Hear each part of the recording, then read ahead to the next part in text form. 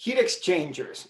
So now we're reaching the pinnacle of our class, in which everything we have seen so far comes together into one particular technological application. There are so many other applications too, but traditionally, heat exchangers is in every heat transfer class and every heat transfer book. And this being a chemical engineering department, guess what? Most of your professional life will involve heat exchangers. Your final projects will involve heat exchangers too. So let's get into it. Heat exchangers come in all shapes and sizes. If we look at the sizes first, they're enormous heat exchangers. And these ones we see here are not the biggest I've seen. I've seen the heat exchangers for nuclear power plants in France, and they're big as a building. And this is a shell and tube heat exchanger.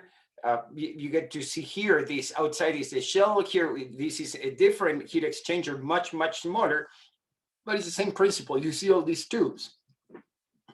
And in my area of research, that is welding, I'm involved with something that is quite important to heat exchangers. That is, when the tube comes, and here we have the header, we need to weld those tube ends to the header.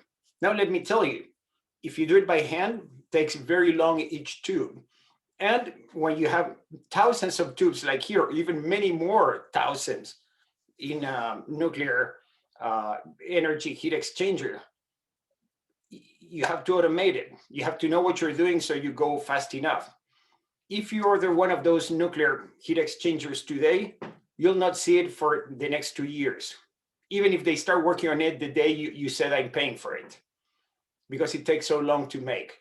Super interesting. We're not going to be worrying about how we make them, but we're going to be worrying about how we design them. And one of the key things we're going to learn is that when we design the heat exchangers, we try to make them as small as possible, because cost, lead time increase with the size of the heat exchanger. So shell and tube, the shell, many tubes, many tubes here, and other examples. And here you have another shell and tube heat exchanger. But guess what?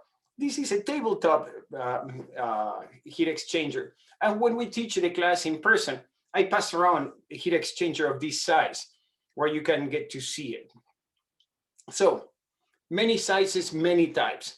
Let's let's put this in a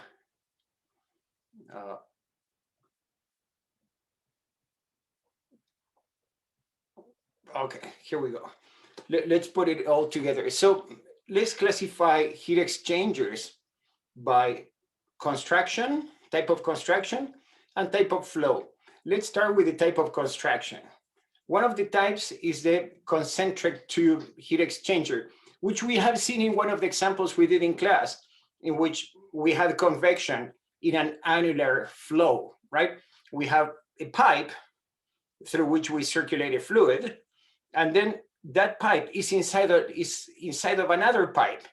They are concentric, and another fluid flows on the outside of this internal pipe and in the inside of the external pipe, right? These are not the most efficient heat exchangers, but they exist. That's one type. The other type is the shell and tube, of which I showed you many photos already, in which we have a shell and we have the tube. Now, how does the fluid move from here? You see these three flanges here. These are the inlet or outlet of the shell flow.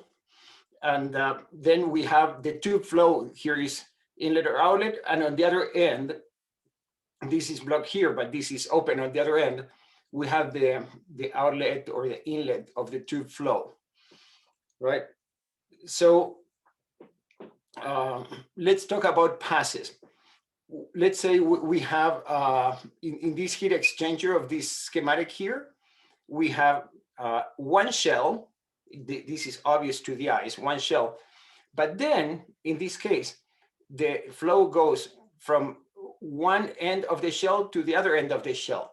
That is what we would call one shell, one pass heat exchanger.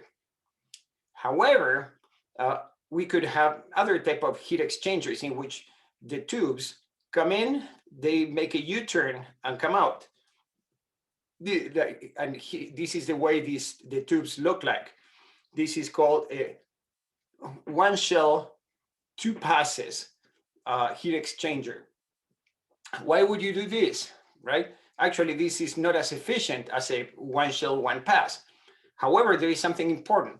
In a heat exchanger, we are playing with temperatures, right? That's the way we exchange heat. And if we play with temperatures, that means it's a very practical fact of thermal expansion. And thermal expansion between the shell and the tubes, because they have different fluids and they have different temperatures, is going to be unequal. So you're going to end up generating thermal stresses between the shell and the tubes when you have a one shell and one pass tube, because say, for example, the tubes carry the hot fluid, so the tubes want to expand, but they can't expand because we have the ends of the shell, they might end up buckling. Of course, that would be super bad. But if you think of this one, the tubes can expand however they want because they are not constrained against the other end of the shell. And this is a very practical consideration that is very convenient, right? And we're gonna see that the way we account for this factor of being one shell and two passes requires some different considerations. We could have also two shells and two passes, right? And four passes. This is a case in which we link heat exchangers, kind of making some sort of a daisy chain of heat exchangers. Now, here we have two shells, four passes.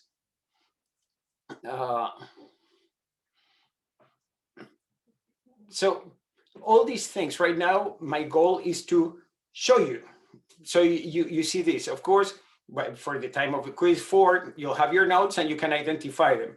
But what really matters is after I plant on you this seed of thoughts of ways of connecting the heat exchangers, that you will, when we talk about the formulas to calculate the heat exchangers, you'll know what formula corresponds to what heat exchanger. There are other types. They're the compact heat exchangers. The compact heat exchangers are not the type of shell and tube. Let's discuss two types in this class. One type is the finned heat exchanger. And here we have a photo of that. We're also familiar with finned heat exchangers. You know where you see one of these all the time? In AC units. When you go to a store and you see this big box sticking out. All those are all those sheets of metal you see sticking out. Those are the fins, and they're very thin, and they tend to be aluminum. That is a good conductor, but it's also soft, and that's why it's so easy. If you pass your finger, you bend it all, and you see quite a bit of that if you go on White Avenue on the AC units outside. That's really bad. That's vandalism, because if you bend the fins, now the air cannot circulate. And instead of being cooling, you'll be generating hot spots. So here's a finned heat exchanger. There's another one I mentioned to you earlier on, that is the parallel plate heat exchanger. And in this type of heat exchangers, you have lots of plates stacked up. And in these plates, they have a very smart system of seals, such that the flow, as it's circulating, cascades down. For example, here we have the cold in going through this inlet, and it distributes through the system of seals through in alternating plates, such that in this plate, the cold fluid goes this way, an alternate plate, the hot fluid goes this way.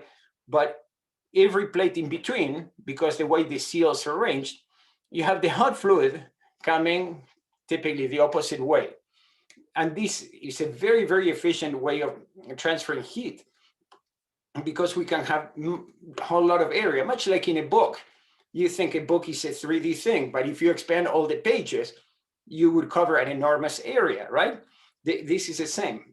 You see this heat exchanger as something 3D, but in reality, if we expand it, there's a whole lot of area of heat exchange. And here it doesn't look all that clear, but if you do the calculations using the critical Reynolds number, typically you would calculate that the critical Reynolds number in these heat exchangers is laminar.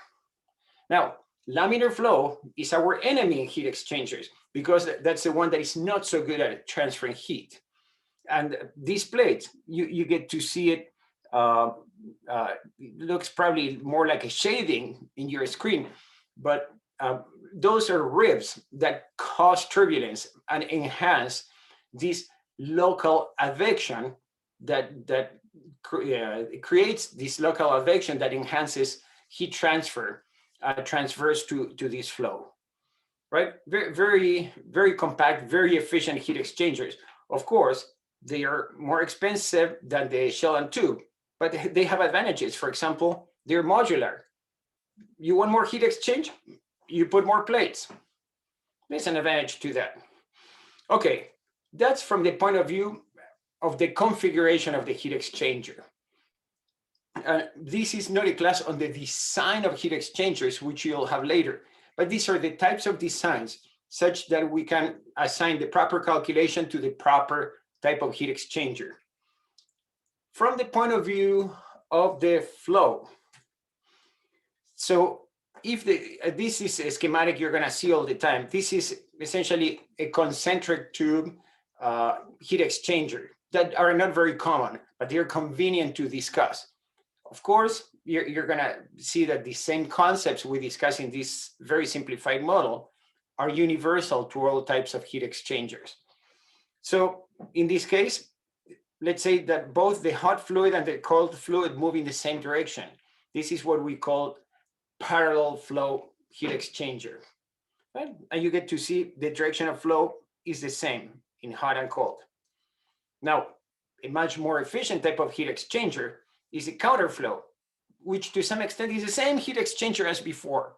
The only difference is how we make, one inlet becomes an outlet, and all of a sudden the flows now are moving in opposite direction. This is a lot more efficient. But there are good reasons to use parallel flow. For example,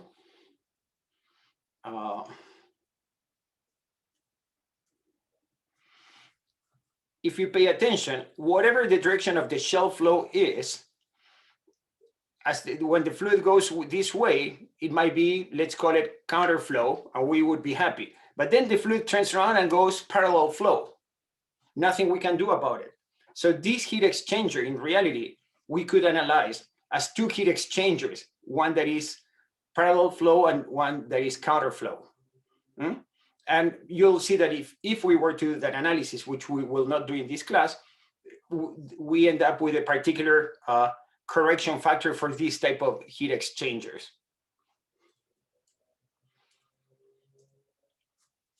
In addition of being counterflow or parallel flow, we can be cross flow, right? And in this case, let's say we have a bunch of tubes for which we actually saw external flow correlations when we studied external convection. And we have two types of flow in this case. One is the tube flow. Whatever the flow goes, left to right, right to left, we don't worry because the other one is coming at 90 degrees. So this is not parallel flow and it's not counterflow. But we have to decide if it is mixed or unmixed. This schematic here, in this schematic here, the cross flow that hits this end of the pipe has the same temperature as the cross flow that hits this other end of the pipe. right? This we call mix. Left and right, left and right, the cross flow can mix such that we will assume, if we were to do the math, which we will not do in this class, but if we were to do it, we assume a constant temperature of the cross flow over the pipe. And we would get a correction factor for that, which I'm going to show you is tabulated. What is the alternative? The alternative is having fins. And in this case, the fins are not for the sake of having an extended heat transfer area. Not in this case. In this case, what this does is prevent this fluid that might be hot or cold for moving to the other end of the pipe that might be cold or hot. So this is an unmixed flow. And the temperature of the cross flow around this, between these two plates, is different than the temperature of the cross flow between these other two plates here. This is the difference in cross flow and why we will find two different correction factors. With your eyes, what you're gonna see is, does it have these fins or not? So let's see.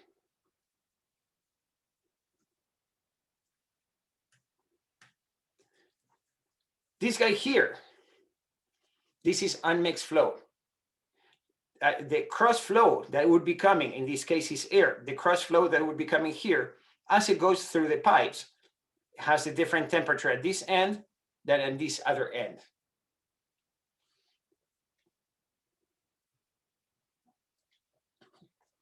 Finally, in the heat and tube heat exchangers, we have baffles, right? And what the baffles do is to create a cross flow across the tubes, in the shell and tube, across the tubes, such a way that the temperature of the fluid here is different than the temperature of the fluid here, different of the temperature of the fluid here, different here. So to some extent, it's a little bit like an unmixed cross flow, right? This is not the same as this. Let me show you a photo of the baffles. Here we go. This thing that looked like a, what you go,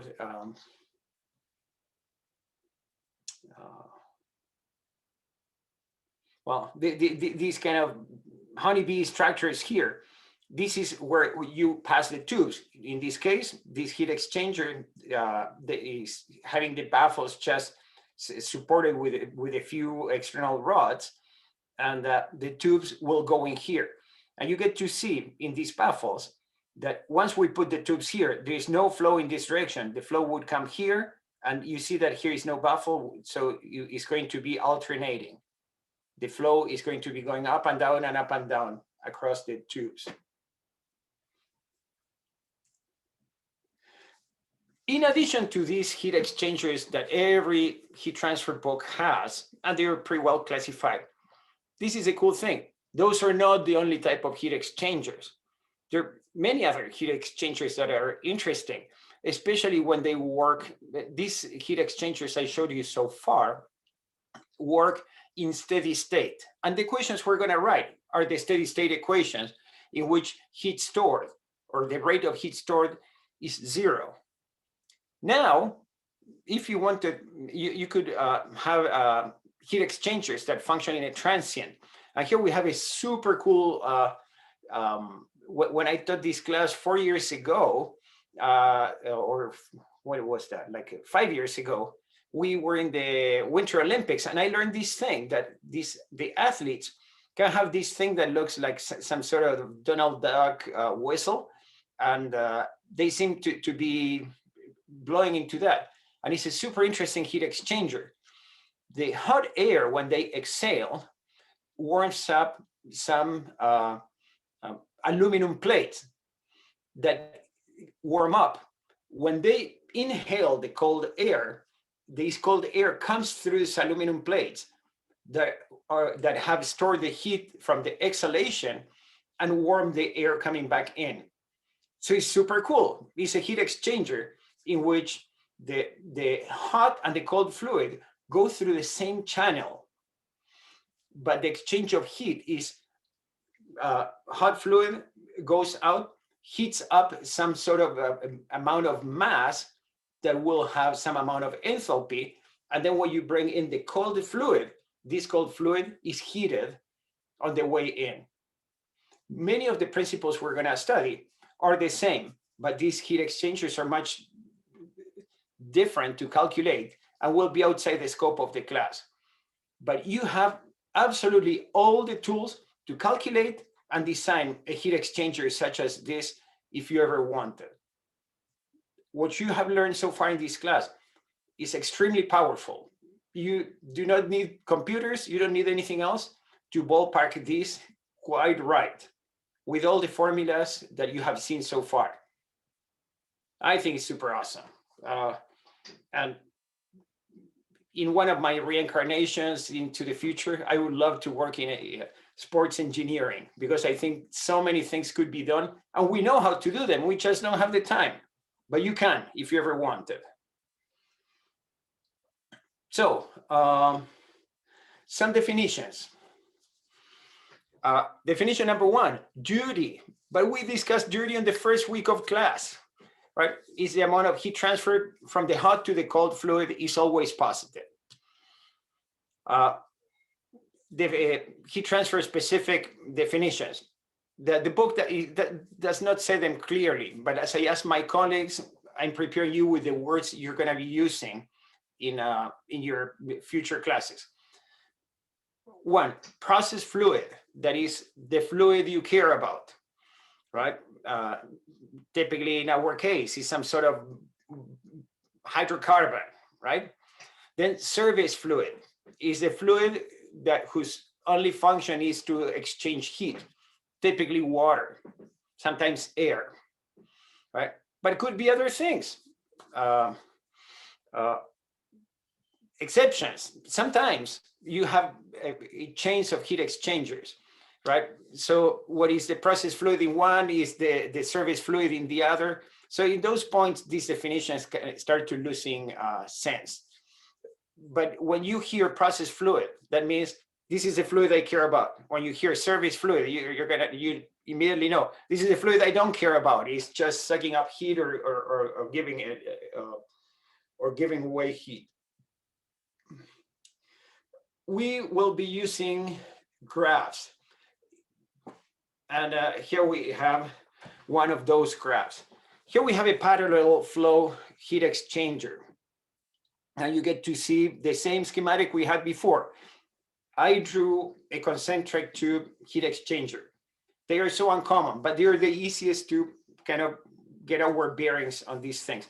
So this graph that has lots of things written on it actually is very simple. So let's go step by step to make sure we understand what we drew here.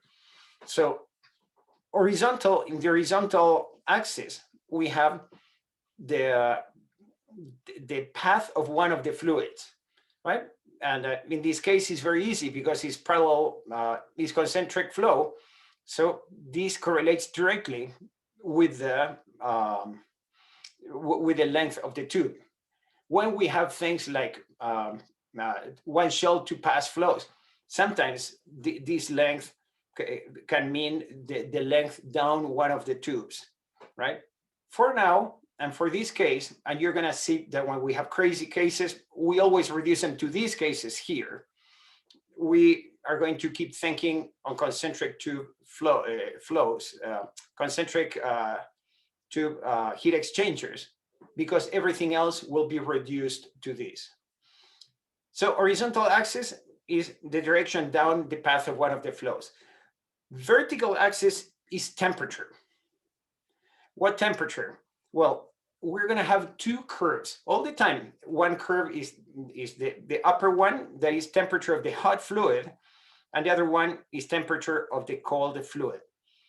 If I never tell you which is the hot and which is the cold fluid, you would know, because there's no other choice. Do the fluids ever cross? No, never.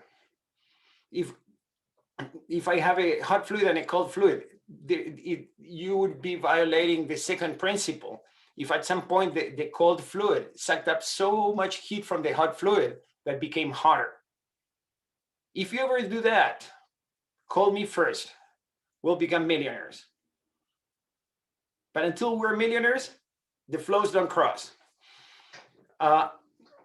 In this case, you see that it's parallel flow. And I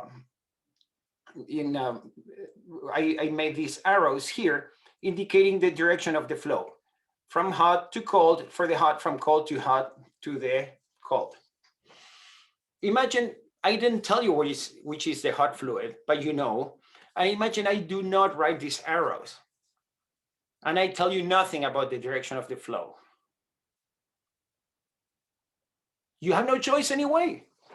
The hot fluid cannot go from cold to hot. Again, we become millionaires if that ever makes sense.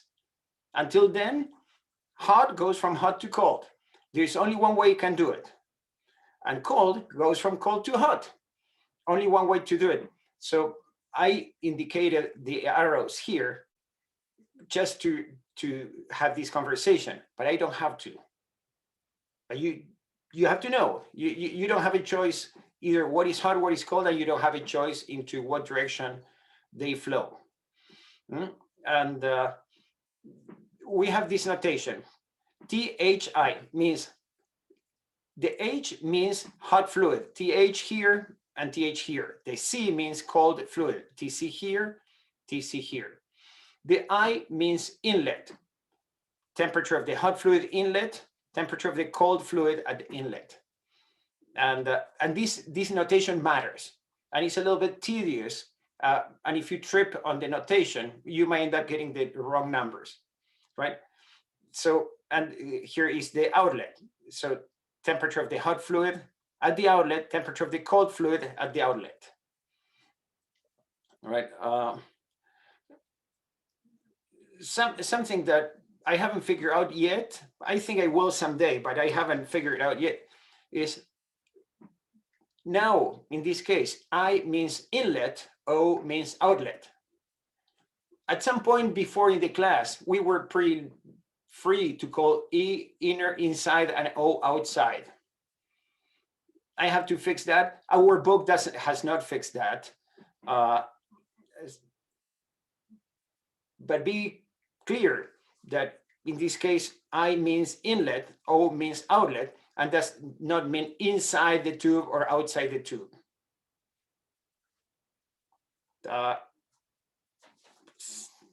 These hundreds of years of heat transfer knowledge, we're trying to synthesize it and get a proper notation. Will take far less than 100 years in doing this. Okay. And sometimes we put 1 and 2 to one end of the heat exchanger and 2 to the other end of the heat exchanger. But it doesn't really matter which end is 1 and which end is 2. Hot, we know what it is. Cold, we know what it is. Inlet and outlet, we know what those are. That's what really matters. What we call 1 and 2 is just a way of knowing what end of the heat exchanger we're talking about. Counterflow. Counterflow is a lot more interesting. The heat exchanger looks the same. All I did is flip the in with the out. Okay, just go with the range and then change the hoses from position. But all of a sudden, things get a lot more interesting because the hot fluid still goes from hot to cold, just as before. And the cold fluid goes from cold to hot, just as before. But because they are counterflow, now what the inlet of the hot fluid comes close to the outlet of the cold fluid. Before, the two inlets were together, right? Inlet, inlet. Now, and because they don't cross, they can never approach too much. They can never reach zero. But now, look at this. The cold fluid can be never hotter than the hot fluid. But the temperature of the outlet of the cold can, not always happens, but can, but often happens, almost always happens, this outlet of the cold fluid is hotter than the outlet of the hot fluid. I don't know. I'm a visual person. I see the graphs. It makes sense to me. When I hear it in words, it sounds like a tongue twister. Whatever your way of learning is, please know that the heat exchangers look very much the same, but because the flows are different, their behavior, their physics, their fundamentals are completely different. And counterflows are so much better when you can do it, because you can have these, you can either heat up the cold fluid so much, or you can cool down the hot fluid so much, such that you can have what they call a cross temperature. I'm going to discuss the cross temperature in the next slide. But cross temperature does not mean that the two curves cross. They don't, they never cross. But what it means is that the outlet of the cold is hotter than the outlet of the hot. And that's the cross temperature. Very important. The curves do not cross. Cross temperature talks about when is this particular factor of counterflow, in which we're comparing two different ends of the heat exchanger. Here's end 1 and end 2. So temperature cross is what we just have defined. There is another concept that is important, that is people often mentions, that is the concept of approach temperature. An approach temperature is the minimum temperature difference between the hot and the cold fluid at a given point in the heat exchanger. Let me show you. In this heat exchanger, let's go here. In this heat exchanger, I would pick any point, can be this point or this other point along the length of the heat exchanger, but the minimum is here, right here at the end. This is the approach temperature in parallel flow. This is trivial. You don't have a choice, right? They just come together. Now, in counterflow heat exchangers, in this case in particular, the approach temperature is here, but it could perfectly be on the other end. And so the approach temperature is the minimum difference wherever it is. If you have a one shell, two passes, it starts to get tricky, right? So whatever it is. Now, why do we use this concept of approach temperature? For two reasons. Number one, if you want the smaller the approach temperature, okay, because approach temperature is the different temperature difference between hot and cold at one particular point in the heat exchanger. At that one point in the heat exchanger, the heat transfer is driven by that temperature difference between the hot and the cold fluid. If the approach temperature is very small, that means I have very small temperature difference driving the heat transfer. And the heat transfer is more inefficient. So if you say, I want a 0 approach temperature, your heat exchanger all of a sudden is going to be infinite in size because you have such inefficient heat transfer. So if you have a huge approach temperature, your heat transfer is quite efficient. Now, of course, sometimes you cannot afford a huge approach temperature because your fluids have some temperatures at which you wanted to get the hot fluid down to a certain temperature and your cold fluid comes at a given temperature. So that's one reason. The other reason is that the approach temperature is more or less constant when you change the conditions, the operating conditions of the heat exchanger. So this is somewhat universal concept. So if you specify too small of a approach temperature, your heat exchanger becomes inefficient. If you have a very big approach temperature, you're not really exchanging heat as you wanted to do. So what would be reasonable approach temperatures. And here I got this from commercial literature. And when you have your design class, chances are that you're going to have subtleties over this. But to give you an idea, when you have a water-cooled heat exchanger, an 8 degrees C of approach temperature is cool, it's okay. When you have steam heated heat exchangers, and we're gonna see they have some particular aspects to them, we would have an approach temperature of 11 degrees. But mind you, we're moving things like from 100 degrees to 50 degrees or something like that, or to 30 degrees. So the temperature changes are huge, and the approach temperature are a small part of the temperature changes. And if we have air-cooled heat exchangers, 14 degrees C is a reasonable approach temperature. So these are rules of thumb, good when you design a heat exchanger, as you're gonna do later down in your class. So for heat exchangers, there are 3 key equations. 3. Now let me tell you the good news.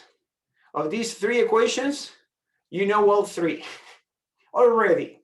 We're gonna have a little twist here and there. But let's start with number 1, for which there is no twist, and is the duty of a heat exchanger, which we learned in week 1 of class, because I designed this class this way, in which, as we were learning some very basic fundamental concepts, we were always keeping in mind heat exchangers down the road. So how to calculate the duty is something we have done already. Here you have kind of a review, a refresher. These equations here are the equations of the book, if you want to go to the book and see them again. You have already done amazingly well in the quizzes in which I asked you this. So that's equation number 1 of heat exchangers, calculate the duty. That's how we start all the time. What's the duty of this heat exchanger? And it's a little bit dirty, it's a little bit like horsepower of a car. If I tell you a car with few horsepower, you think of a small Fiat. If I tell you huge horsepower, you might think of a Lamborghini. And if I say more, maybe it's a truck, right? Same with the heat exchangers. Depends on the duty. You might have a tiny heat exchanger or a gigantic heat exchanger. Equation number 2.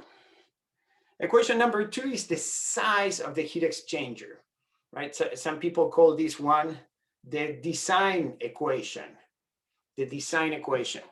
And why? Because now that we know the duty of the heat exchanger, we need to relate the duty of the heat exchanger to the size of the heat exchanger.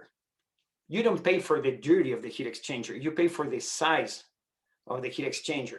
Big heat exchangers are gonna cost you more money. And how do I know how big my heat exchanger needs to be?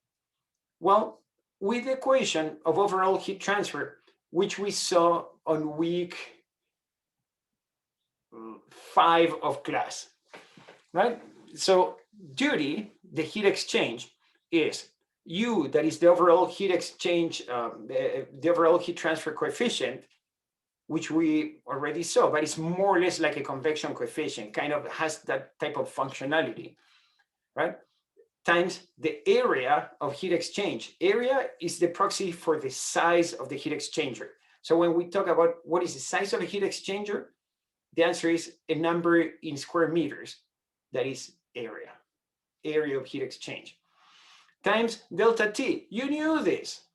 We saw this, a similar formula from week 2 of class when we talked about heat transfer mechanisms, and then week 5 of class when we said, well, all this convection and conduction all together, we can see as an overall heat transfer coefficient.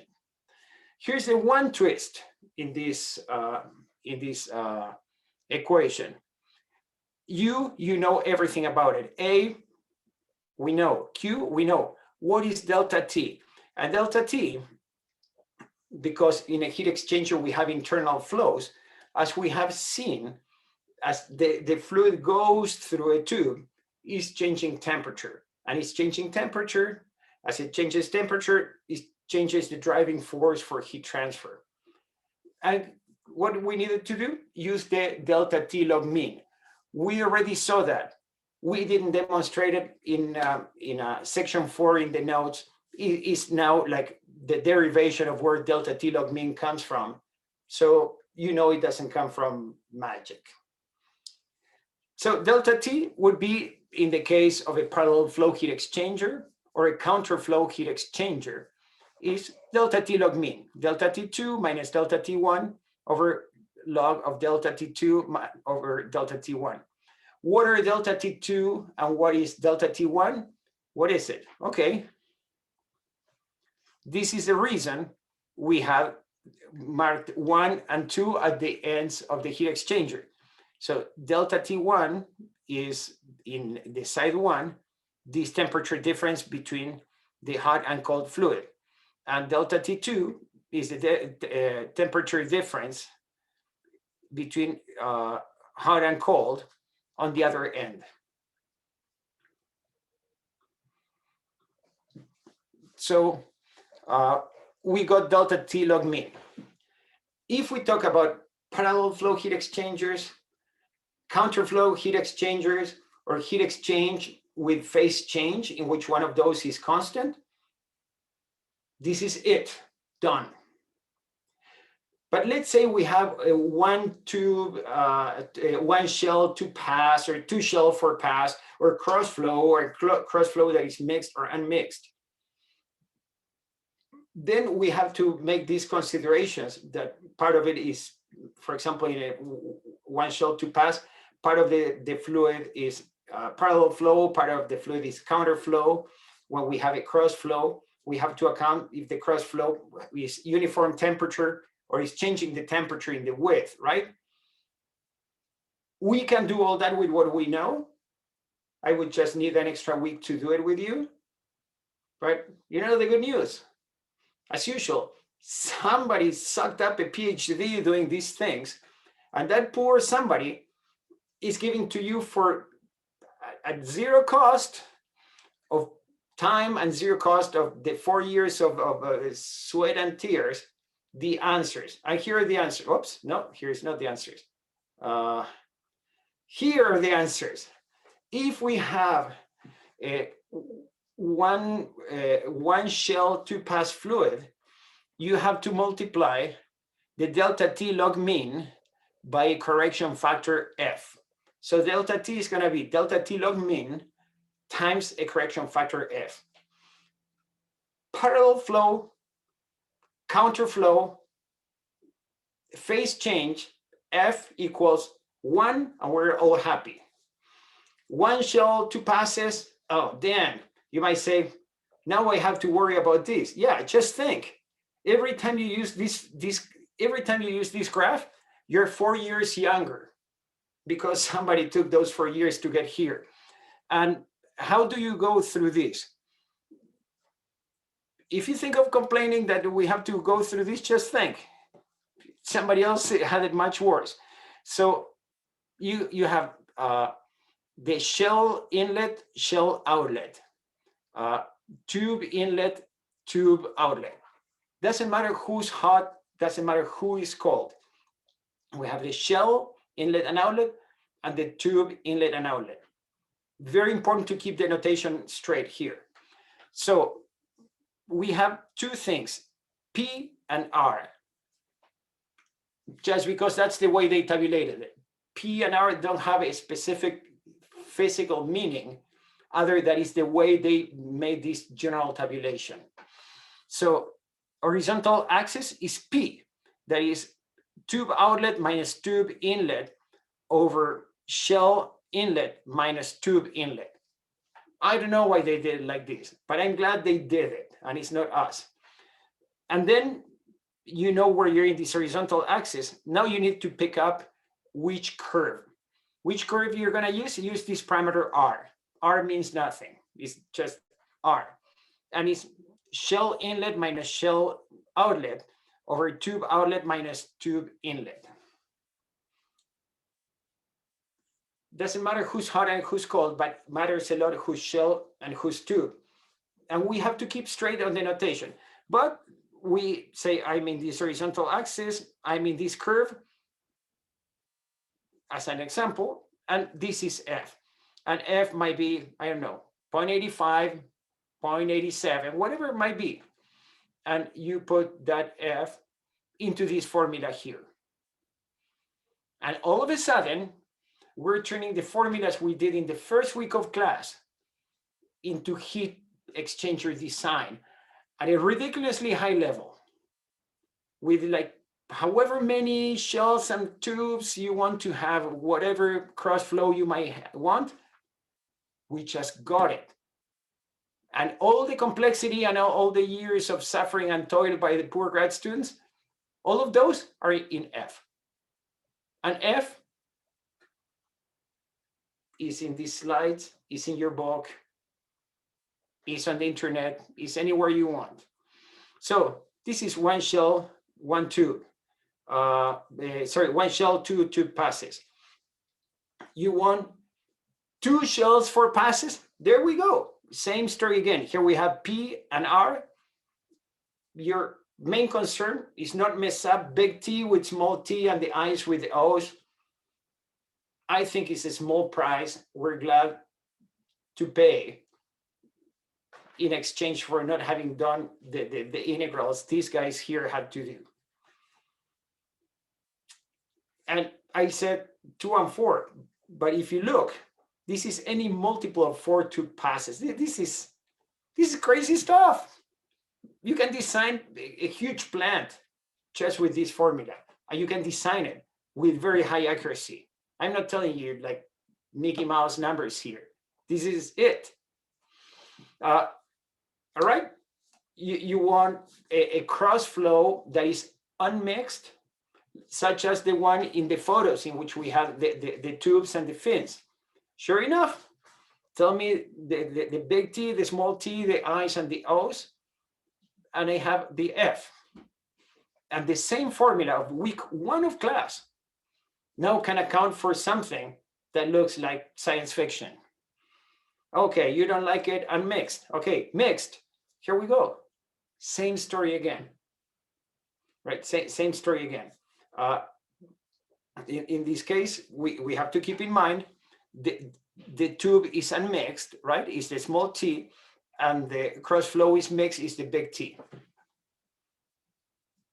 We can do pretty much anything now. You see a crazy heat exchanger that runs in steady state. We got it. We got it, and it cannot escape anymore. We're powerful. Okay, so we made it up to here, and on Friday, I'm going to wrap up with the last equation, one example, and we'll be ready for the quiz on Monday. And Monday, we're going to do phase change, and Wednesday and Friday, we're going to do radiation. Radiation is part of the second assignment. Thank you, everybody. Let's stop here, and I'll see you on Friday.